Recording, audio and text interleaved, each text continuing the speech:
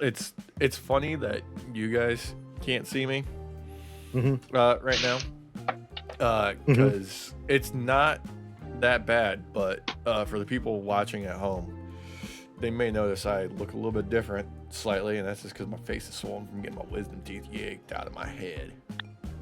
Oof. But I'm good. I'm good.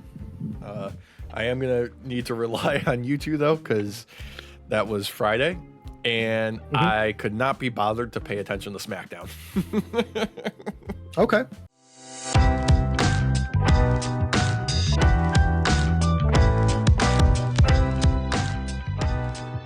That makes two of us. Yeah. I did watch SmackDown. I finished it yesterday, All right. but I did start it technically Friday. Yeah. I don't know what you have for the header above us. Above us, it says the one thing I could remember from Monday Night Raw, which is that nobody but Bron Breaker should be doing spears. Yeah. Yeah. Yeah. Yeah. Yeah. I think the big thing overall, it is still kind of dominating is WWE trying to take advantage of the Charlotte Tiffy real life hatred towards each other. Yeah, I saw a clip of like a worked backstage fight that they mentioned on TV, I remember, but I don't think, did they actually show it on TV? Because I remember having to hunt it down, kind of. Yeah, same here. I had to hunt it down too. If they did show it on TV, I missed it somehow. Whether it was going to picture in picture or something, and that's when they showed it, and it just was highlighting a fucking ad or something in the beginning. I don't know, but I had to look it up. Yeah. And I mean, I think I don't know. It adds to it, yes. I think the best part about it was that Street Profits were just watching. Or quick thing, just logistically on this. When they did this with Kevin Owens and Cody, you didn't need to tell me that was Kevin Owens and Cody. Watching this one, I had no idea who was Tiffy and who was Charlotte. From the angle in the distance, I couldn't tell you which was which at all. Okay, I'm glad I'm not alone, and I'm glad you said that, because I had to watch it a couple times. I initially thought Tiffy was the one just beating the crap out of Charlotte. I thought no, one it was of the them other was way Liv around. at first. So the video gave it away for me, basically, of who the two were, at least, because of the title. But I do agree. Tiffy looked like Liv from that distance, and I don't know, it had that big level of fakery about it that obviously wrestling is fake, blah blah blah, whatever you want to say, but it just had that extra level of not that great, in my opinion. And I don't think the shaky phone cam did it any justice, personally. I mean, let's be real though.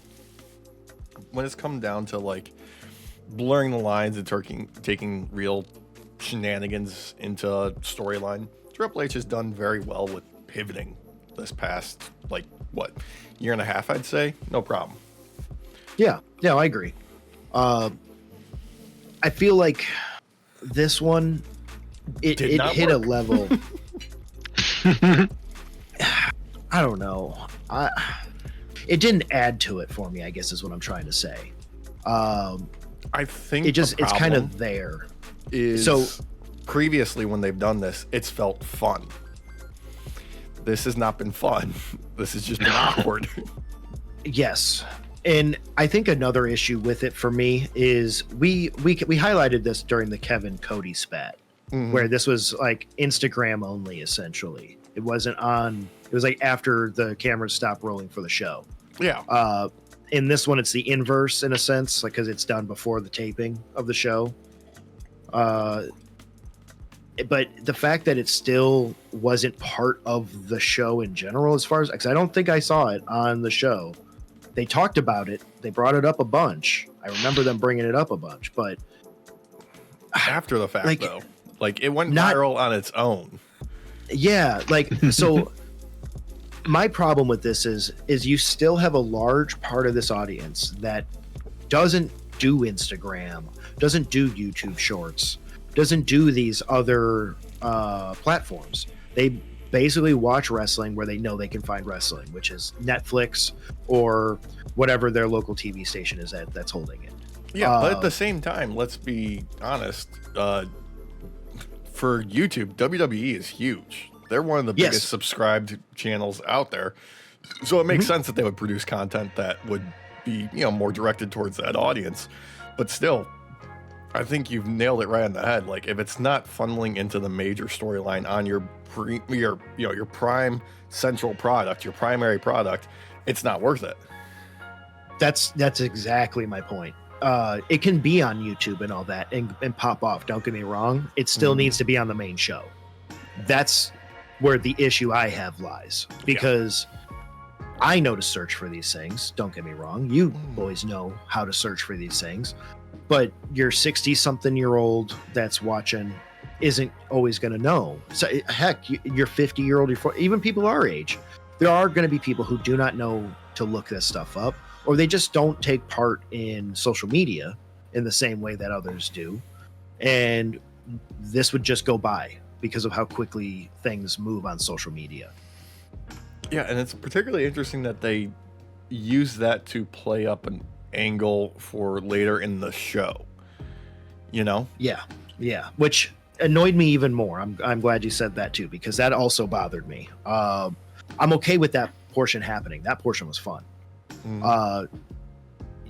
You need to give us the build up. You can't just throw it at us like that, because like imagine being there at that show and not knowing about that thing that happened prior, because I don't know if those people were privy to it or not.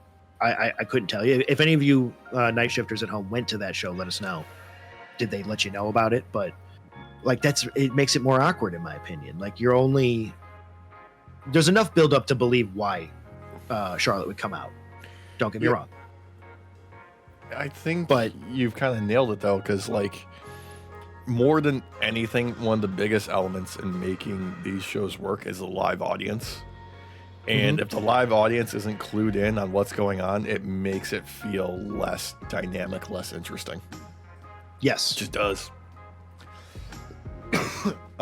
I feel like this is a reoccurring issue, and it's something that I don't think they want to solve yet. I think it's low on the totem pole of things that they want to solve. Yeah. I will take care of it after WrestleMania. Basically, yeah.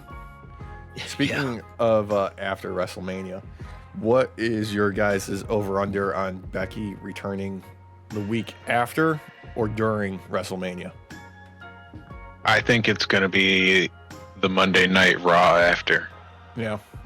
That's where I'm at too. That's what I hope anyway. Yeah, it would make more sense to me, because she's already brought up the idea of not wanting to take the spotlight from anyone. She's also recently just said that she has no plans to currently come back to wrestling, which is always, the clear indication of, okay, she's going to be here any second now. Yeah. I feel like if we see her at WrestleMania, she will be a bystander. She'll be like a fan in the audience, but like up in the, in the one of the box seats? Penthouse area. Yeah. Because we got like a ton of Bailey right after WrestleMania and stuff, like in box seats a bunch watching people. So I have a feeling that's kind of how it's going to go. But if she doesn't show up at WrestleMania, I agree with Walsh. I'm hoping it'll be at Raw. I think that makes more sense. Yeah, I mean, God, there's so many people being left off of WrestleMania this year. It's kind of crazy. Like, okay, no Becky, no Sammy, no Alexa Bliss. I mean, I don't know who else. I'm sure we're gonna get the tag team titles on there for this week. Like, I was gonna say the tag team titles are going on SmackDown, not on. Dude, that's ending in disqualification, and again, it's getting added to WrestleMania last minute. I almost guarantee it. Okay. All right. How many minutes in are we? How many minutes in? Almost 10. Some. Oh, okay. All right. So don't swear yet, Derek. That's annoying with how many DQs I have had to watch over the past like month and a half. I have whined about this week after week now. It feels like I'm just like smashing my head on a brick wall or something. I know it feels like we're in the dark era of like 2018, 2019 WWE with all these disqualifications and shit. And I need your help here on breaking down what actually happened with Chelsea Green, because that was about the time I passed out. Oop, I lost both of you for a second. Oh no. Okay, well, all right. You guys just dropped out real quick. But yeah, I have no idea what actually happened with Chelsea Green and Zelina Vega. Oh, okay. So Vega actually defeated Green. Obviously, she did not take the belt off of her. But her Secret Hervis were recovering from the gauntlet match, so they were a little bit tired. Yeah, their union. They need their mandatory break after wrestling a match. Because all I read was that there was a count out, and there was some miscommunication because it wasn't supposed to be count out. And that's not how the finish was supposed to go. It was not, and you could okay. So I'm not gonna lie. I had to go back to get a little bit of a refresher here. But yes, I don't think it was supposed to be a count out either. I think that plans changed like immediately, because the look on Vega's face was like very telling. This was not a like wrestler like surprised, upset kayfabe. This was real life. Like, what the heck just happened? Yeah. So I don't know why. I'm struggling to find why. I looked online. All it is rumors. I haven't seen anything that's definitive as to why this had to happen. Yeah. Understand that we're in the like DQ era. Ice cream. Yes. Sorry. Yes. Yeah. And like a blizzard, Walsh, there was no dropping when everything got turned upside down. No belt was dropped. Well, those are, at least they're sticking to the rules with that, because titles can't change hands on count out or disqualification. So it does suit with Chelsea Green being somewhat of a heel character, even though the people love her, rightfully so.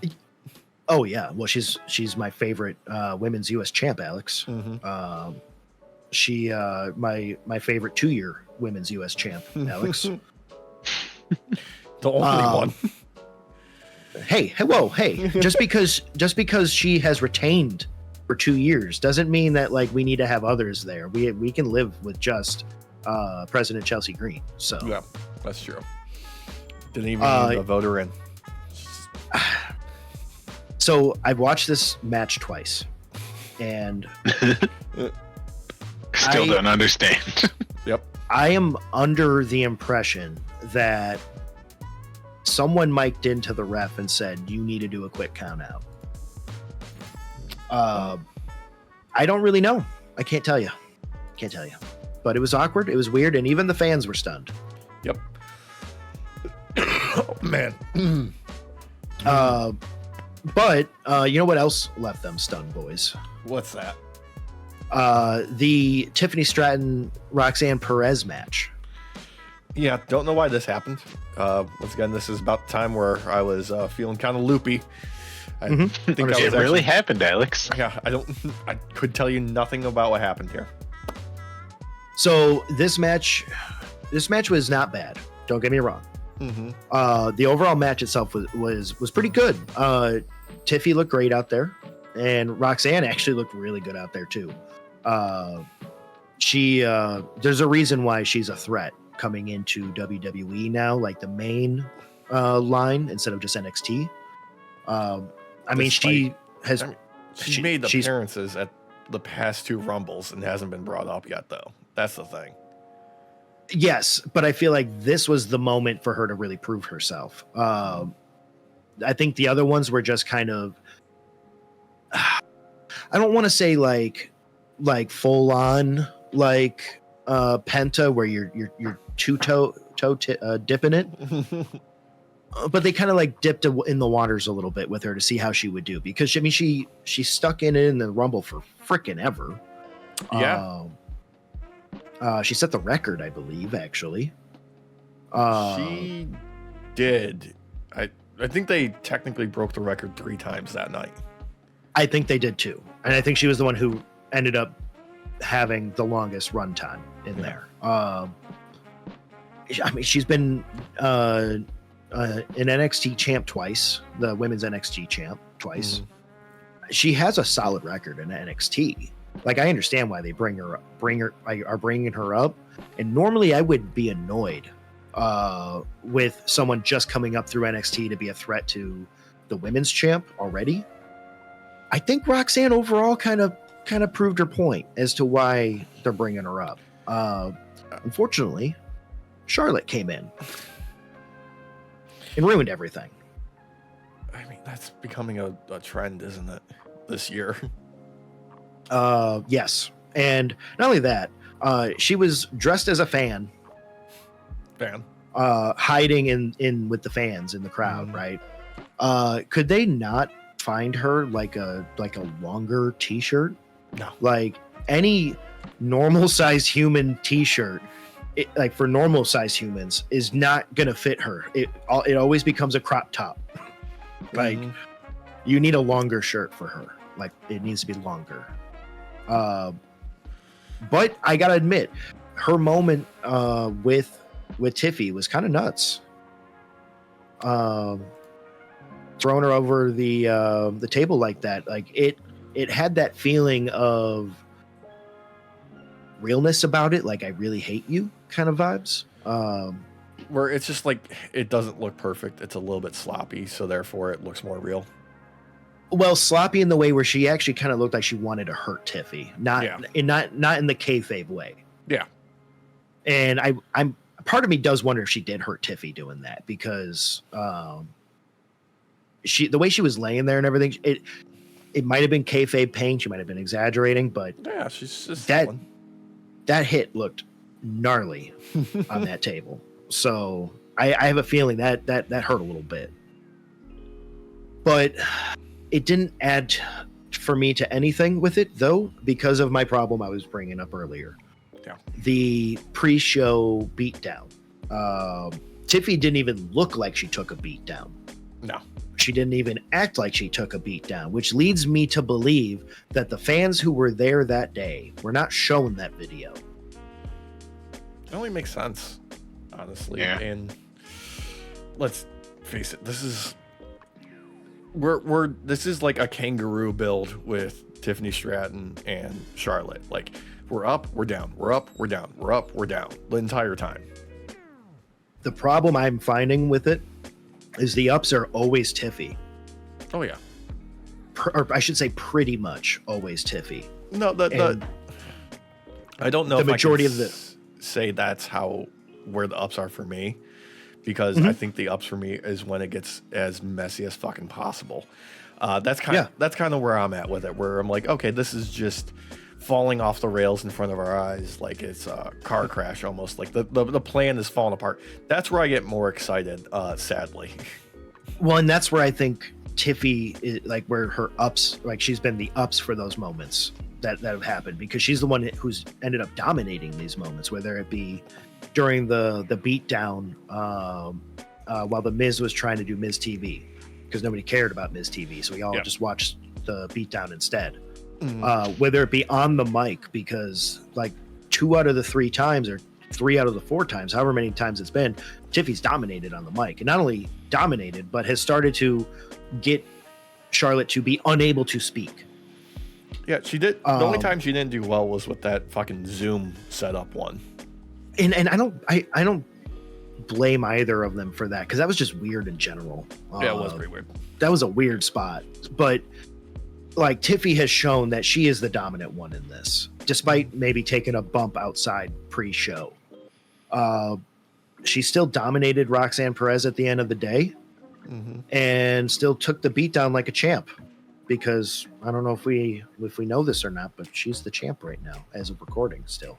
Still, yes, as of recording. And barring anything happening on Raw, which I doubt, still will be running into WrestleMania this upcoming weekend. But yeah, that was unfortunately for WWE. In many ways, this was kind of the biggest highlight of everything, whether it be Raw or SmackDown. This kind of took the cake. Is this feud? Wait. Let's scroll back the clock here, because I remember much better this week's Raw. And let's be honest, there was some key highlights in there that were, getting to where they needed to be. Particularly, Jey Uso confronting Gunther, putting his serious yeet face on, and the crowd yeeting along to these heartfelt feelings pouring out of Jey Uso in the moment, and just yeeting after he is talking about his brother needing stitches in his head and Gunther being dressed like SpongeBob. But Jey gave a hell of a performance. If I said it, I knew if I said it like that, it would rile him up and get him back in the game. Alex is back. Dude, I mean, you're also forgetting the one of the funniest moments of Raw, though, Alex. You are forgetting that Rhea Ripley, who is representing Judgment Day, came out earlier. Oh God, I forgot about that. Oh, I mean, I literally was cooking while we were watching Raw, and I heard that, and I turned around and I was like, no, the fuck she isn't. Yeah, that's been like how long has that been? Like a full calendar year now, right? At least in SummerSlam, right? Yeah. So I was gonna say we're almost at a year. Like Well, yeah. we're like at 9 months, 10 months or some crap. They're alluding to her coming back to Judgment Day, and they're like, "Oh, you weren't supposed to say that yet." Yeah. No, well, Cole and McAfee called him out for it. I think it was just a flub. Yeah, it was honestly. it had to be a flub. Yeah, totally. Yeah. But, that was. I did a double take at that moment as well. I was like, wait a minute, what? That's not right.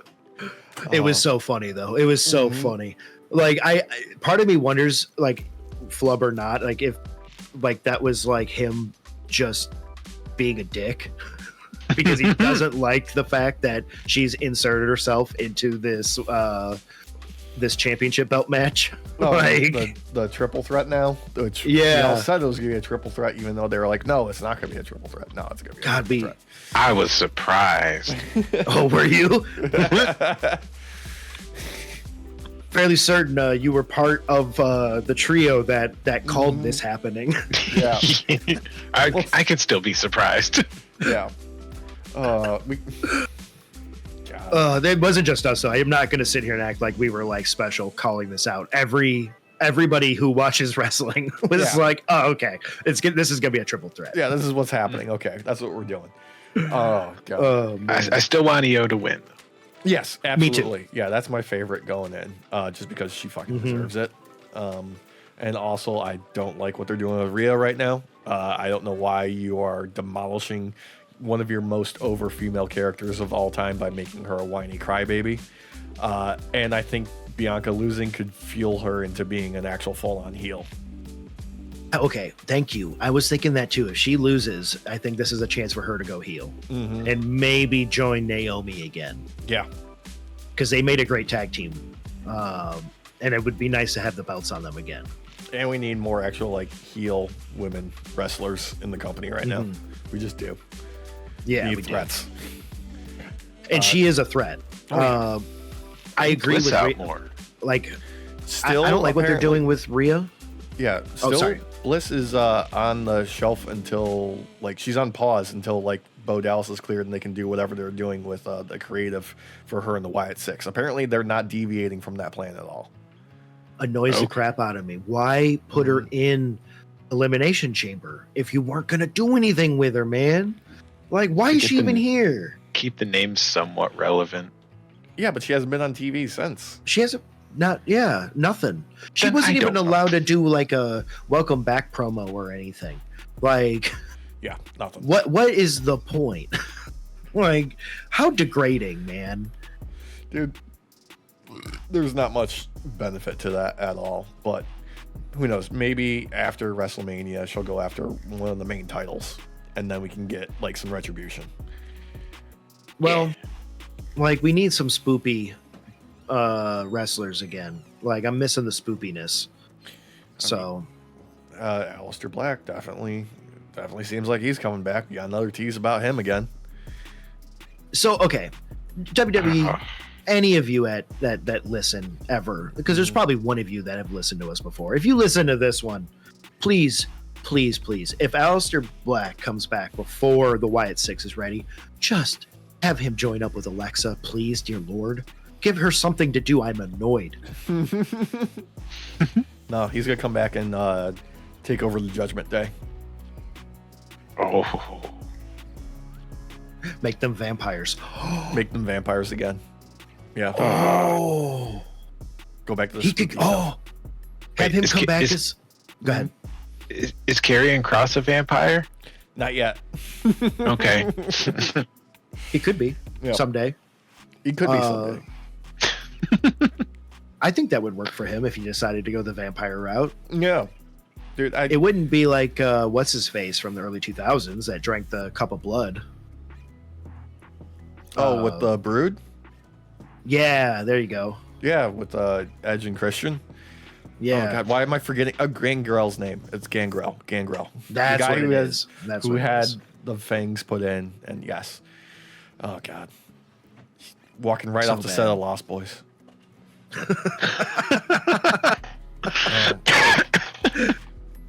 Oh, he's not wrong though, because I picture in my head it's like, yeah, actually, Yeah. the hair and everything, Mhm. the hair and everything. Yeah, I'm hanging out with the young Kiefer Sutherland. Mm-hmm. A little bit of the chest popping out. Yeah. For real. Oh God. Okay. Other thing from Raw, definite highlight. Seth Rollins and Paul Heyman. And now we're at Favor Mania with this triple threat. The other triple threat, the one that people actually want, kind of. Okay. I don't think he really owes Seth Rollins a favor. I'm sorry. Just because you decided not to stomp his fucking skull in does not mean. No, Derek. Yeah, you can't go all mob boss. No, boys, you're missing the point. That wasn't why. Not stomping him wasn't what did the earning of the favor in that moment. It was revealing to Paul that out of the two, who really has his back is CM Punk and not Roman Reigns. Well, that's true. That's what he was revealing, the truth to the wise man. I feel like we are gonna get this amazing run with Paul behind CM Punk. That's gonna culminate going up against Cena. I feel like it's inevitable now. They've laid the tracks. I mean, it's either That could be or fun. he winds up with Seth, and then we get something that nobody expected, and it becomes even more awesome. Fair. I'll give It's you pretty that. good. I like that. I'll give it to you. Yeah. I still want to see Punk as like the de facto ruler of the bloodline, though. I'm not gonna lie, boys. I think that would be hilarious. And Tribal Chief Punk. Putting his and he's telling Roman what to do, and Roman listens. Kinda. He wouldn't. He wouldn't. No. He would. But The Rock would. Yeah. He disappeared to his island of relevancy where he can run naked through the beaches again. Yep. Yeah. That's true. That's fair. I would too, though, if I could. So. Yeah. Oh God! What else did Penta versus Dominic Mysterio? There was that. I don't know if people always remember that. Oh, that did happen. That happened, and that was surprising athleticism from Dominic. Yeah, he actually tried. Yeah. Yeah. I'm glad we all noticed. Yeah, boy busted out and destroyed it. Come on. Oh God, no! Actually, that was kind of crazy. It's funny that we forget that Dom is actually a really good wrestler, and a lot of this is kayfabe, hopefully. Hopefully, yeah. At this point, it has to be, because when he first started, man, was he just the drizzling shits. Now, at least he can put on a performance. Although, the highlight was really after the match with Braun coming out and doing just the spear of all fucking spears to Carlito. Yes. Oh my god, he flew. I'm surprised flew. apples didn't fly everywhere. Like Sonic rings. Yes. Oh my god. Okay, editing Derek, you got to make that and send it to Carlito, because he put out on he put that clip up on his social media. Yeah. Oh, And he nice. said, thank you so much for thoughts and prayers. Rip Carlito. Please, respect my family's privacy at this time. There'll Yeah, be service yeah. for me at the end of the week or something like that. Oh god, it was so funny. So Awesome. funny. You have to capitalize on a moment like that, though, because gosh darn, was that a spear. God. And just cements once again, nobody else should be doing the spear but Braun right now. Like, I'm sorry, Jay. If you can't do this, you shouldn't be doing it. I mean, you've been doing it for years. It's time to retire it. like, and not only that, certain people should never take the spear either. Like, I Show Speed. No, that was Ooh. worth it. That was totally worth it. I mean, it was hilarious, but you know that one freaking hurt because he didn't fold. Mm-hmm. He didn't fold to it, like like giving in. He stood like an oak tree, and then went down like an oak tree. No, he went down like a piece of origami being folded in a billion pieces. Like a sack of potatoes. Oh god. Well, you boys ever seen like an oak tree that doesn't like has shallow roots get blown over by like 100-mile-an-hour wind and it just fucking collapses? It explodes. Or ripped out by like a landslide. Yeah, it was kind of like that. That boy did not survive. Mm-mm. That's why he moved to China. He didn't actually move. He just visited after that. Did he? I don't keep Yeah, up with that dude. He visited China, yeah, and I don't remember where he went, but it was pretty cool. Not gonna lie. Some of the stuff like the video reel and stuff that he brought back was pretty cool. Yeah. And he didn't pull one of those like crazy live streamers where he's screwing with people. Like he just straight up visited China. Oh yeah, there was that one dude in like Thailand or whatever who got arrested by the government for being just too annoying. So there's Johnny Somali, who is stuck in South Korea because of all of the horrendous stuff he's done. And That'll happen. 2008 to 2012's, like I believe it is the time frame. YouTube darling Vitaly, the Russian American or whatever, is likely going to a Filipino prison for like 25 years. Wait, is that the same dude who wrote, produced, and directed Born into Mafia? I think so. Or, well, he did. It was a YouTube to movie thing. He was in a movie that he helped like produce or whatever. And it was That's a bunch hilarious. of YouTube pranksters. They were pranking people, doing little pranks. Yeah. So this man saw what Johnny Somali did, and he was like, you know what? No one likes me anymore. I should do that. So he decided, I'm going to up the ante. I'm not going to go to South Korea, but I will choose a different Asian country. Let's go to the Philippines. And he went and started screwing with like mall security, who I believe are like, I don't really know the law very well in the Philippines, and nor would I still try and break any laws while I was there. But from what I'm aware, the mall security are also basically cops. They have like some of the same authority.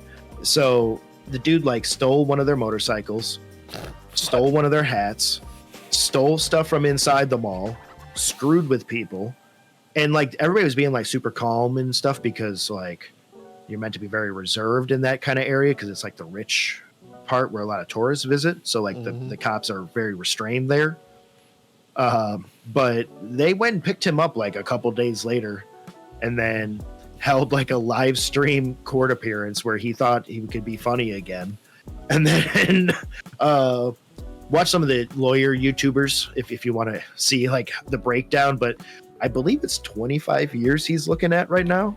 Yeah, future reference to like YouTube pranksters. Breaking the law is not a prank. It's just committing crimes. That's it. And if you're American, that doesn't mean you get to be treated with American law. You're in their country. That's by their laws, and you don't want to do that. No. Oh man. Yeah. But speaking on things that people actually like, yes. we did have a fantastic match on Raw with Bayley taking on Lyra Valkyria, and what a hell of a fucking match, dude. Like, probably I thought it was good. Yeah, probably one of the best matches of the week, I would honestly say. I agree. Not only that, Valkyria looked really good. A lot better than she has the past couple of prior matches that she's had. The thing that kind of surprised me was we've already seen her and Bayley go up against each other, and it wasn't that great looking prior. Yeah. It was really good this time. Yeah, they delivered. I don't know if both were just like letting go and just having fun or what, but there was some gnarly hits in this that both laid out on each other. So yeah, just one damn good match to like finally give this women's IC title a little bit more prestige. Like, let's do something with this now. Like, I'm tired of that. Just like it exists and that's it. I want them to make every match where it's a title defense actually feel like it matters like this, you know? Like, I don't need a lot of build, but I do need the match to at least tell the story that this is worth competing over, you know? What I also go ahead. No, you go first. I just had a question. They're gonna team up for a tag team. Yes. When is that happening? And do we think that's gonna go well? That is happening at WrestleMania because on SmackDown they won the women's tag gauntlet match for a shot at the titles. Which was also a pretty decent showing for everyone that was in that overall. Yeah, we got to see some decent stuff from everybody. According to Sean Ross Sapp from Fightful, those tag titles are happening on Sunday, WrestleMania Sunday. Okay. Yeah. Okay. What I really enjoyed about this match between Bayley and Valkyria was the fact that Valkyria got to show off her brains in this. Mm-hmm. She outsmarted Bayley multiple times in this. Mm-hmm. But when Bayley attempted the Rose Plant and Valkyria was able to roll her up for the pin, I was impressed. I'm not going to lie. Yeah. That was clean. I'm hoping that we get to see more of this because she's not the biggest wrestler, but she's smart and she uses her size to her advantage and she knows how to think on her feet. And I like that we're starting to see that now.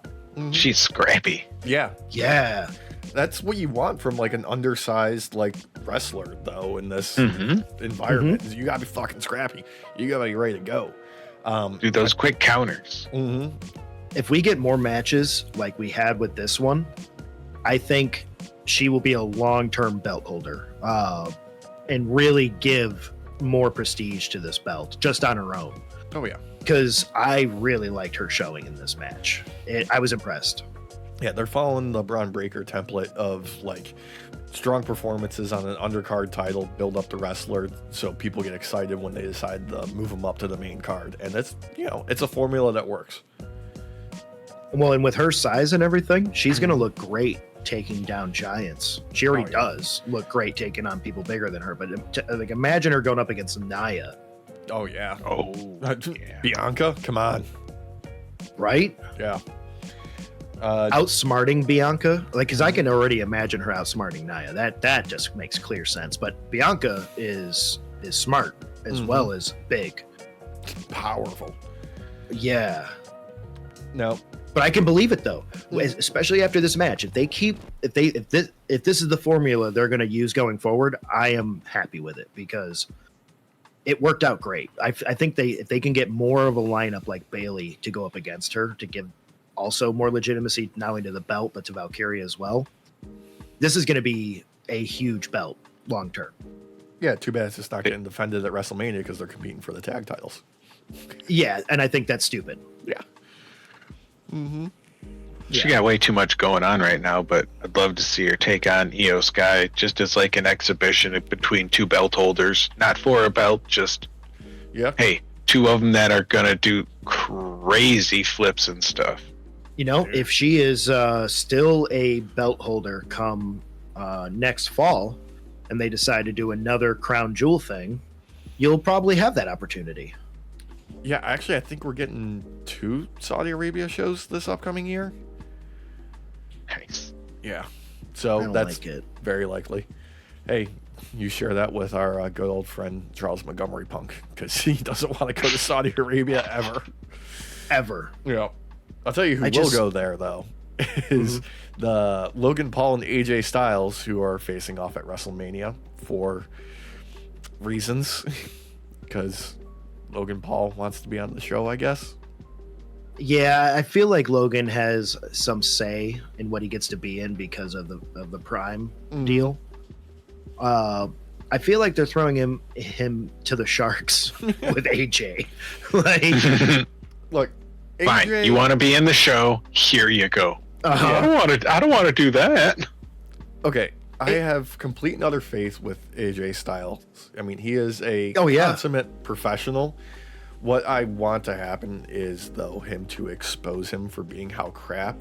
Not by, like, going off script or doing anything like that, but just by showing him up.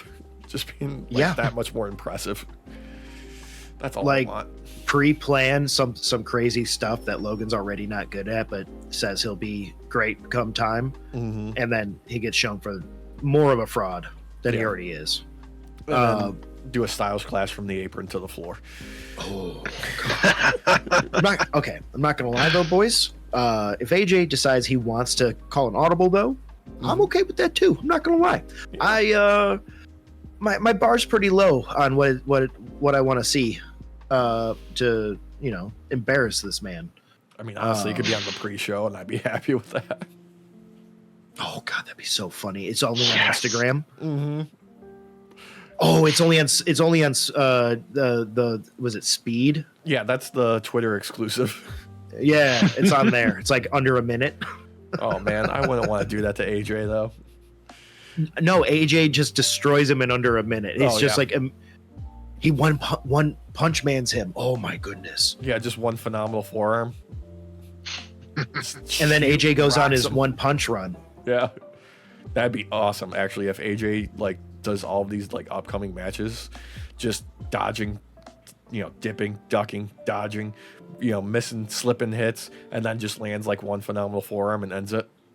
And just ends it, dude. I would love that. Actually, that would be badass. Yeah, I want to see Logan pull out the brass knuckles and AJ just grab his arm, be like, "Why are you hitting yourself?" Start punching him with his own hand. Pulls his mouth open and starts forcing him to punch his own mouth on the inside. God. Yeah. Speaking of hitting yourself, we also have the randomly made Rey Mysterio versus El Grande Americano happening at WrestleMania. Because I guess that's how things work. Rey Mysterio asks for a match, he gets it. So I'm starting to believe that this Grande Americano thing isn't working. It seems like it, right? Yeah. And I feel like this match is to kill Grande Americano and unmask him. And what better place to do it than WrestleMania? Yeah. I hope so. There was so much potential to this, leading up to it. And then they kind of, the execution fell a little bit flat in its face. In the ring stuff with El Grande fucking Chad Gable has been great. He can do the stuff in between the ropes. It's everything surrounding it that isn't working. So if they had stuck with the constantly getting caught and it's never actually Grande Americano, I that part of it worked for me great, and they could have upped the ante by going full Benny Hill with it, where security's chasing him around. Fucking Scooby-Doo style, where they're going in between different hallways and there's a different Grande Americano or emerging from a different room each time. Yeah. There was a moment here to really up the ante with the comedy, because they had some real comedy here. Yeah. It may have its origins may have been just steeped in racism, just freaking steeped in it. But they had some comedy here, and it's just not working for me. I don't know. Like in the ring, because Grande Gable is really, really good in the ring. I don't think Grande Gable could beat Shorty G though. No, probably not. No. I want to see the Batman trick where someone clearly not Grande Americano comes out dressed up as him, and Chad Gable like, see, totally not me, right? All right, we got to go change before the match. Wait, what? Have Braun Strowman in it. Yes.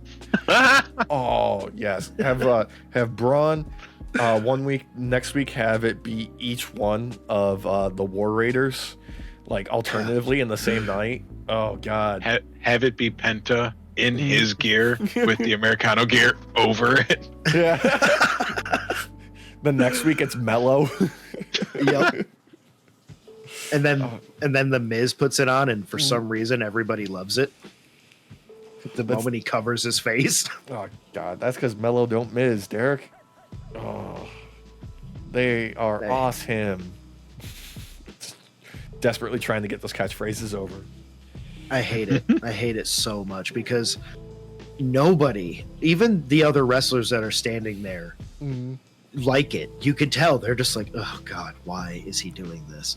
Like, I do they get paid extra to put up with the Miz? Like, is Mello making a slightly like a bigger bump on his paycheck? He's getting having to deal with him. Derek. That's why he's doing it. Otherwise, they would have nothing for him. That's the only reason he's there. It's like, at least I'm on TV. That's why he's doing it. He's not sitting and catering. Because, Mello does not enjoy these sayings because he says nothing in these moments. He waits till long after to say something. He lets it stew for a little bit, so everybody's just like, "Ugh, God, I smell that. That's awful." That's what everybody does during any Miz promo, though, because you have to wait for him to run through his entire Wikipedia to remember why he's there. Because, he has to remind everybody of all of his title reigns and his Grand Slam championships and how long he's been with the company to, make it seem like he's a big, important deal and people care about him. God, I hate how right you are. It's so fucking spot on. I don't hate the Miz, but he just provides nothing. Nothing. Because literally in this spot, he literally goes, "Oh, I've been tag team champ 9 times." Yep, brother, that means you have been unable to hold them fucking belts long enough to really mean something. Yeah, holding it 9 times. Did he have for those 9 title reigns too? 9, I think. I think it's honestly a different partner every time. No, I think him and R-Truth held it twice at least. Maybe. Yeah. But it's just not cool. And I feel like he really... He's that kid in high school where, like, you have to be cool with him because, like, your parents are friends with his parents. Oh, but I hated those kids. Yeah. So you have to hang out with him. Like, that's where Mello's at right now. Like, I feel bad for the guy. God, is it awful? Anytime that the Miz is going to be on TV, they need to just do another Tiffy Charlotte fight, no matter what. Just have it break out. Just have it break out backstage, like they're smashing through like all the moving truck equipment and all the production team, and they're trying to keep them separated, and that just ends it. They just like, oh, we gotta cut away. Sorry. You know what would have really upped up their rivalry? If they pulled an audible with this and decided to follow the same tracks that they did with Big Bronson Reed and Braun Strowman and go Monster v Monster style with the camera work and everything. Oh, where they just smash through shit? Yeah. Just run rampant through the arena. I'd love that. That'd be awesome.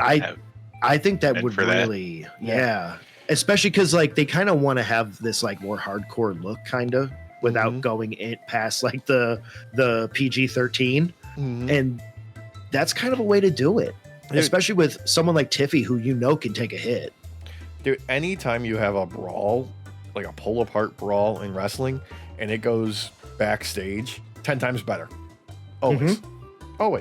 I don't care what you're doing or who's involved. If it starts with just a brawl and it ends up like erupting backstage, 10 times better. Simple. Could you imagine if we had the backstage brawl where Tiffy does the prettiest moonsault and hits Charlotte through like 3 tables? Like, it'd be amazing. God. Like she does those like power jumps onto boxes like Mario before she does it. Speaking of people going through tables, is this do you have money on what match is going to be the first one at WrestleMania to finally go through the new announced tables? I've been wondering who's going to finally break through them, because those things are monstrous, man. They take a hit. They take fucking hits. They don't collapse like they used to at all. I might not have the match correct, but I know it's going to happen, though. The LA Knight title defense against Jacob Fatu. Yeah, that would be my money. Yeah. That, if it's not that, I'm thinking Damian Priest versus Drew McIntyre in the street fight. The Sin City street fight. I'm sorry, Sin City street fight. Yeah, that's a good backup call, honestly. But yeah, I'm going with CM Punk and Roman Reigns and Seth Green. And Roman flips Seth and Punk over into it to break it. He needs 2 bodies. Yeah. Oh man, like Superman punches Seth off the rope or something onto it, and he just breaks right through. No, CM Punk gets both of them on his shoulders for a double GTS. And he does this like Mario hop up so he can knee them both at the same time. Yeah. I would love that. I would love that. Someone needs to go through it, okay? Yeah. Someone. It's been long enough. I've watched many people bounce off this thing, which I honestly believe some real injuries are occurring from this. When the table doesn't break, it looks like it hurts that much more. It just does. Yeah. And I loved when the announce desk would explode, man. I missed that.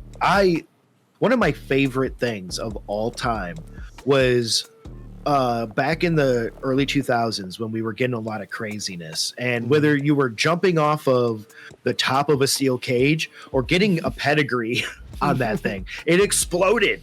Yeah. Or surprisingly, when the Undertaker would jump from the turnbuckle to it. My God. Yeah. Because you didn't think that man could fly that far. I remember Mark Henry went through it once, and I swear to God, that thing cracked. Yeah. Like, it didn't just explode. Like, he cracked the fucking thing. But things that we didn't love this week, probably AEW Dynamite, because what the shit, man. Opened up with Mox just choking the fuck out of Shibata, leading to the Bucks explaining themselves in a strange way. And Kenny coming out, starting the goofy fucking promo that led to some Dookie chants, and revealing that one of the Bucks had bought a cuck chair for his own bedroom. God, I hope they take advantage of this moment, and on their YouTube channel, they start collecting cuck chairs. Dude, that would be great, but being the Elite has been like on sabbatical for way too long. Way too long. Yeah. I don't think they, even at Dynasty, man, I don't think they were introduced back correctly. No. It's all been weird. It's all been weird. It's just more of this tired storyline with the Death Riders, saying that AEW needs to change and they're going to burn it all to the ground, and then not really doing anything, and people are just getting tired of it. And why is their symbol an owl? I don't know why. Why is their icon an owl, Derek? Walsh, do you know? I don't get it. Whose? That's like, are they part of OVO? Are you kidding me? They're burnt bitches. Yeah. But this did lead to a sign of respect shown between Swerve and Omega, because Swerve came out and made the save. Yes. Definitely like the possibility of them working together, because that's just money right there. Okay, I'm going to call it right now.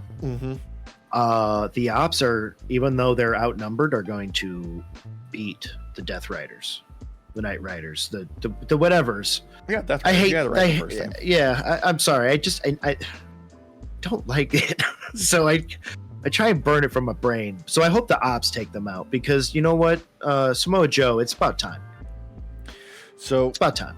Yeah, like all indications are showing towards a blood and guts match with the Death Riders versus the Ops, who are gonna pick up probably Swerve. And maybe Hangman. Ooh, them two tagging, I guess, as a tag team duo would be amazing. That's what we've all been wanting for a while now. Maybe it'll happen. That's the one positive thing that's been starting to come out of the last few promos is this fucking Swerve shit with like maturing and stuff and accepting responsibility and all that. Like everything about the shows has been pretty good except for the Death Riders angle, which that's surprisingly even still like pops a rating. Like people are still into it. I'm not. I don't know. Really. I've been checked out for I have for a while. Look, dude, I'm just not a fan of it. Yeah, not a fan of also what happened next with Swerve going up against Pac and just Pac taking a buckle bomb the wrong way, busting his ankle. Having to get to a really quick finish in order to wrap that up because he looked fucking hurt. That was real damage. Real damage. That match was meant to go for a bit. That did not go for a bit. Yeah, credit to the two of them working around that injury very obviously and getting to a actual finish without it just being a disqualification without causing further injury. Yeah, that's how you know these two are professionals. Like especially with someone like Pac, who is he's always dressed and ready to go. You know, he's always in his gear. He's always full gear ready. Yeah. Full gear ready. Thank you. I was getting to that point. I just kept saying it wrong. But yeah, I'm hoping it's nothing too crazy. Yeah. Poor dude. There was a real injury though. Like dude is either getting injured or having visa issues and just can never get the full like run that he deserves because he's always getting hampered by outside shit. Right? Or like forced to do some weird like social media spot where he doesn't want to do it because he's not getting paid. Like, what was that? Was that WWE Drive Along? Was that it? Yeah. And he got so mad. Yeah, because they caught him and he was like on his way leaving the hotel. He goes, "Was this Drive Along? Fuck Drive Along!" And just peels out. It peels out. Amazing. Yeah. Yeah. That's how you knew his career was coming to a close at WWE. Oh man. Oh god. Oh god. Hey, at least we got the highlight of that insane 8-man tag. Yeah. With what we had Ospreay, Briscoe, Speedball Mike Bailey, and new signing Kevin Knight. Knight. Yeah. Going against Ricochet, the Beast Mordos, Leo Rush, and Action Andretti. Just like, I don't know if you could define this as a sprint because, 8 dudes involved, but it felt like a fucking sprint. This one flew by. It was a quick match, it felt like, even though it was not quick. Yeah. Just there was so much action. And like, this was a great lineup just in general. But I got to give it to Kevin Knight, man. Yeah. This man, right out the gate, don't get me wrong. I know that he's been helped a little bit with some bumps, like with a help up. He doesn't necessarily need it. The dude is crazy. The fucking hops, man. Yeah, the vertical air that he gets is insane. The only thing I would say is dude just needs to take a half step longer in between spots. Like he just needs to slow it down a little bit so people can register that something's happening. Because he's too quick. He's too quick. I think his problem is like he gets too excited. So he's like, nope, I got to go from one to the next, Like, bro, we get it. You have like superhero levels of speed and accuracy. You can slow it down for us. Like, Bruce Lee slowed down on multiple movies of the action that he did because he was too quick for the cameras. Brother, please. Honestly, though, this match had the perfect spot with Ricochet diving to the outside to try and land on the opposing team, and they all just spread out. He landed on his feet, realized what happened.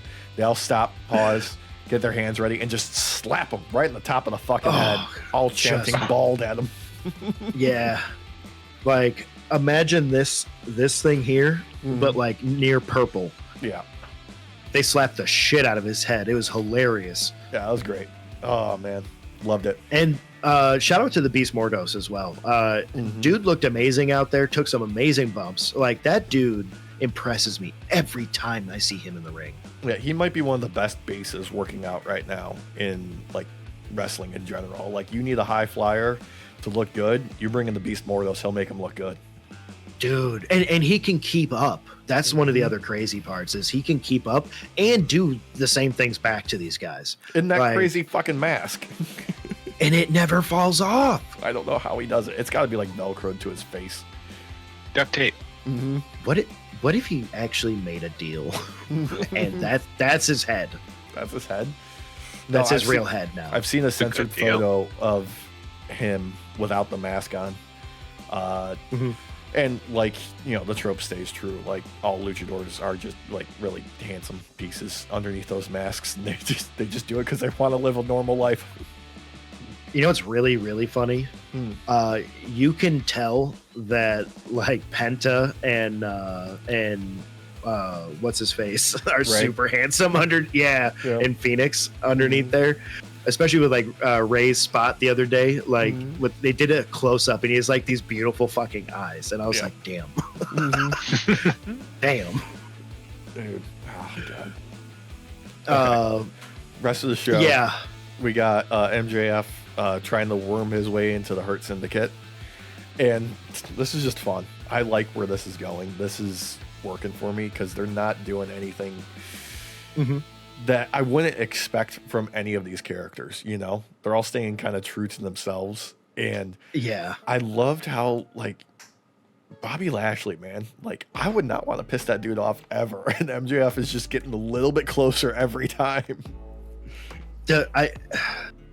The moment he touches Lashley, man, each time I'm like, oh god, he's dead. Yeah. He just signed it. He signed his death warrant.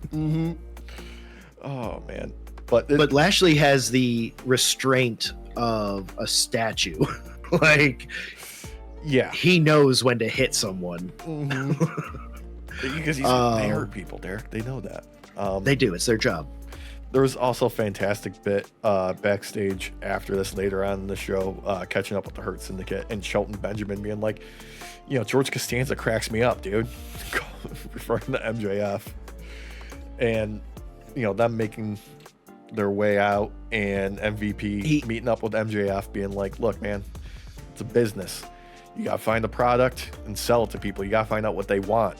That's how you work your way in. So like they're going to keep going down this road and I'm all for it. This is a fun development happening.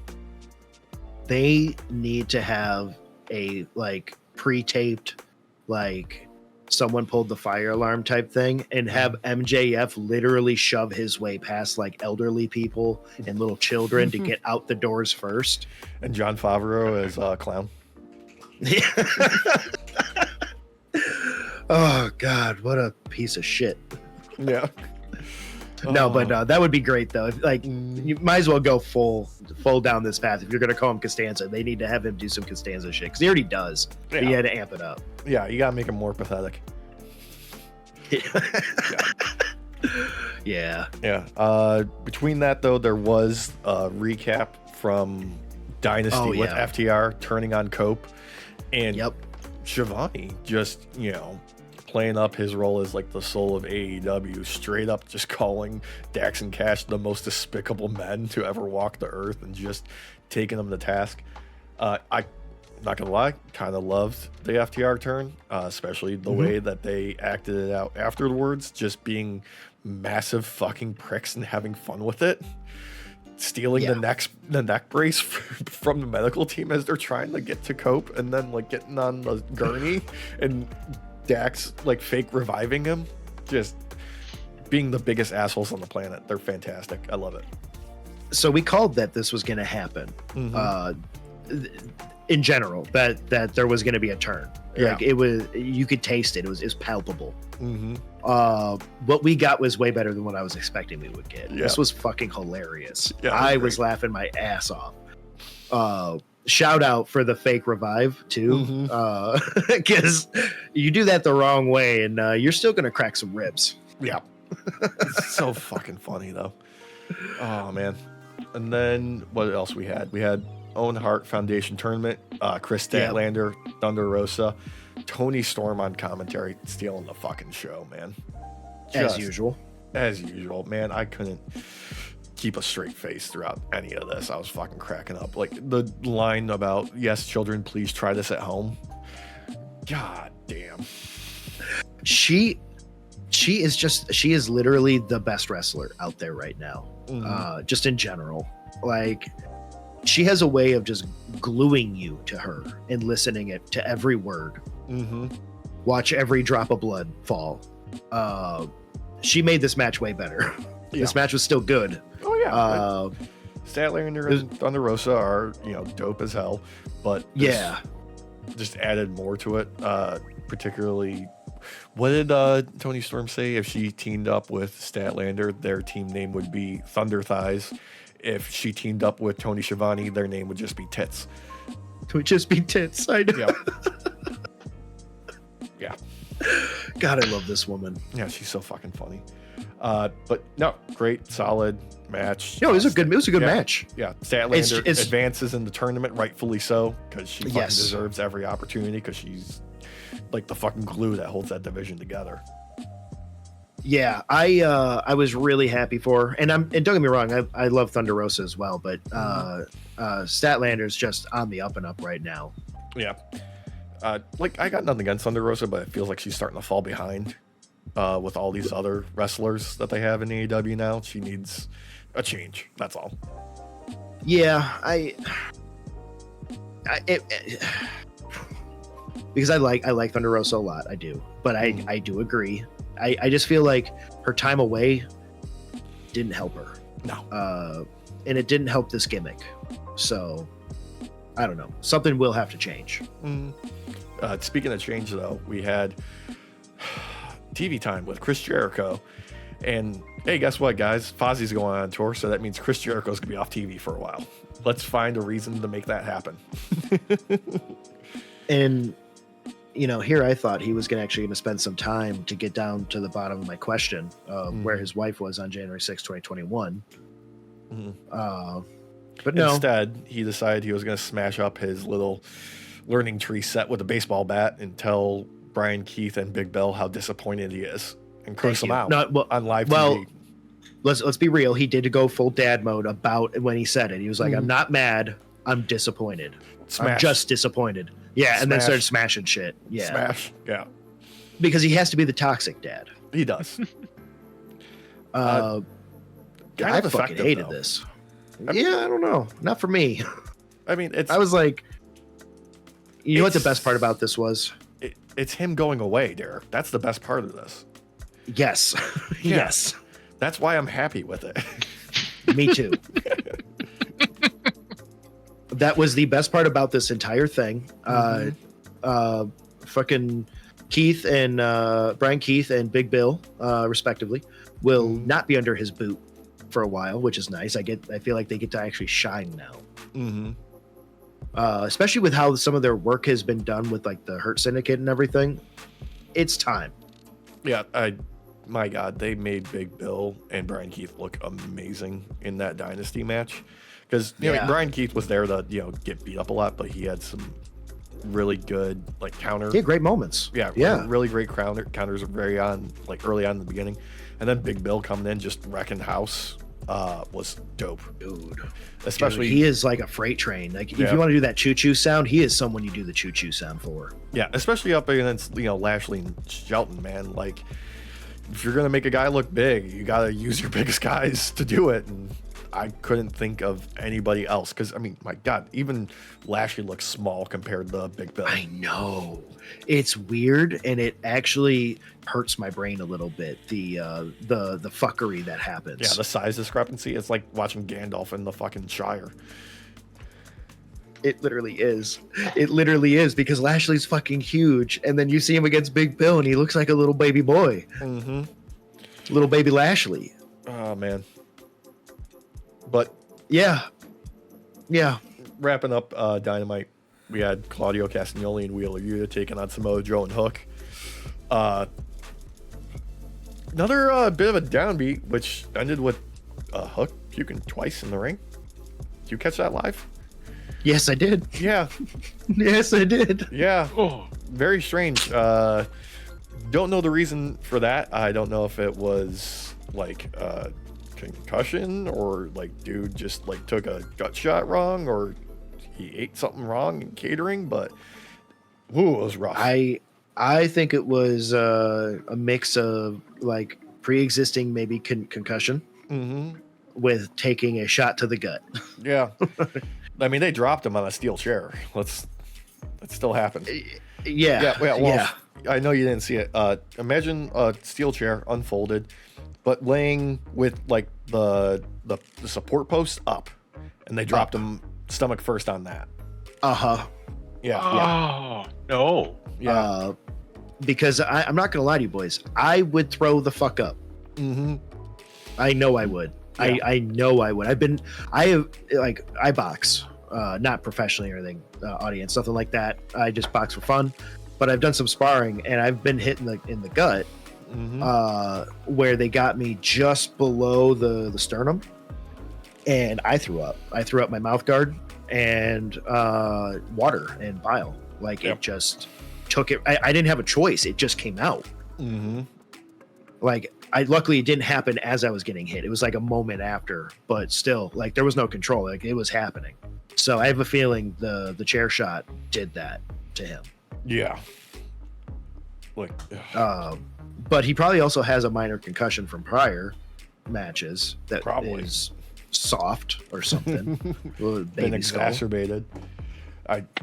Dude, the one upside to this is like ending up with a pissed off Samoa Joe. Like an angry Samoa Joe is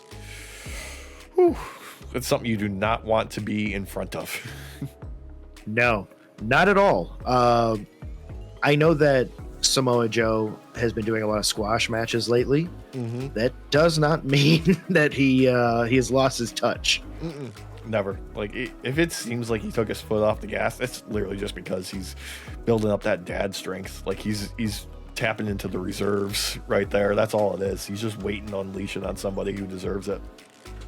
He is one of those wrestlers that he's gonna get you hard. You have to learn to accept that. Which is part of the reason. Real hard. Real hard. Okay. Yeah. Unless you long and girthy and hard. No lube. Yeah. Full consent though, because obviously you're in the ring with him, so you've consented to some degree. Yeah. No, but I feel like this match really set the stage, honestly, for the Ops to be taken more seriously and not only doing squash matches. They might not knock out the Death Riders coming up, but I feel like the Ops is one of those teams that could do it if you give them enough time. Yeah, my prediction right now is going to be Ops with some extra help taking on Death Riders in a blood and guts match, leading to probably Will Ospreay taking the title off of Mox at All In after the Owen Hart wraps up. That's my hope, at least. Yeah, that'd be nice. Yeah, I don't want to wait for Darby to come down off of Mount Everest in 2 months and change for them to finally do a title change. You know. What if he comes back and he stops doing the skull face paint and now has like a completely new gimmick because he like saw something up there, like something awoke in him as he made it to the top? Oh God! What if? God, I gotta look up his name. What if he comes back as Glacier's son, the Sub-Zero knockoff wrestler? Oh God! Yeah. I love that. Oh my God, I would love that. We need to give him real ice powers, though. He needs to be able to throw like little snowballs or something. I mean, we can just get him some snowballs. Yeah. We can bring in fake snow during his entrance. Just have it rain down fake snow. Have it snow the entire time in the ring. Yeah, make it all slippery. Like Blue Cane. Yeah. Yeah. Oh man. He can. Oh, he needs an arch nemesis. He needs like a rival and like a scorpion, so that eventually he can overcome him and get revenge for his family being wiped out. Ooh, yeah. I might have gotten the lore wrong. One of their clans wiped out the other's family or something. I don't remember. I thought they were both from the same clan. No, they're different clans. Didn't you see that Mortal Kombat movie where like 20, 30, 40, maybe 50 minutes of it is just that pre-telling of the dude trying to save his wife and kids, but he's also like a horrible person? Mm-hmm. Derek, I think I might already have somebody in mind. On one Jack Perry who did, bust out. They did set him on fire one time. Oh, dude, that would, yeah. Have him do the get over here. Mm-hmm. Yeah, I like this idea. Yeah. What ideas do you like? Let us know in the comments below. But I want to thank everyone for joining us. Remember, like, comment, share, subscribe, do all the engagement, hit all the buttons. And we'll see you next week for fucking WrestleMania, bro. Hell yeah. Hell yeah. And happy kisses. Easter. I think I have some stuff cooking up for the store for Easter. Some couple of specials. Oh, I thought you were about to say you're cooking Easter dinner for us. I was like, yes, I don't have to cook any dinner. I hope we're having rabbit. I don't think anything I can make would last the travel up north. Wait, is it okay to eat rabbit on Easter because he's not a bunny? But wait, I thought that Rabbits, was what you do like in memory. oh wait, like take this of my body, like with the bread and stuff. Isn't that with the rabbits? Same thing. Yeah, from what I'm told, you have to tear the rabbit in half and drink the blood first, and then the flesh. I just like the chocolate eggs the rabbit leaves behind. the little craisinettes. Yeah, they're little tiny little chocolates scattered about the floor. Yeah, those are tasty. Maya loves those too. Let me tell you, she goes cuckoo for those little Cocoa Puffs. Oh my god. Oh, wow. Hey, let me tell you, nothing's better than ripping a half-eaten corpse of a bird out of your dog's mouth because she wanted to play with the feathers. Yeah. I think you need some more mentally stimulating toys for your dog, Derek.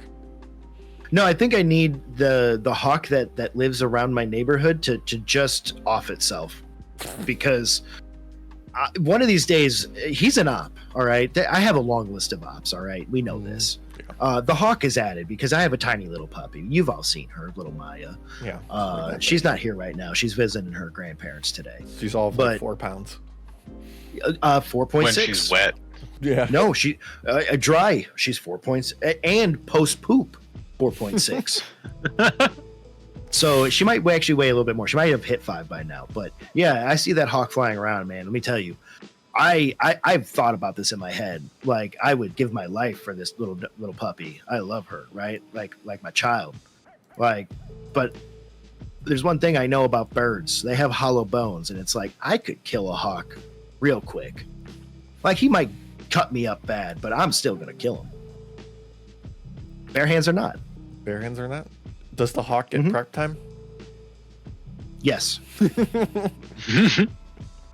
Yes. The hawk is obviously Hawkman. Mm-hmm. My arch nemesis. I am the laugher. Mm-hmm.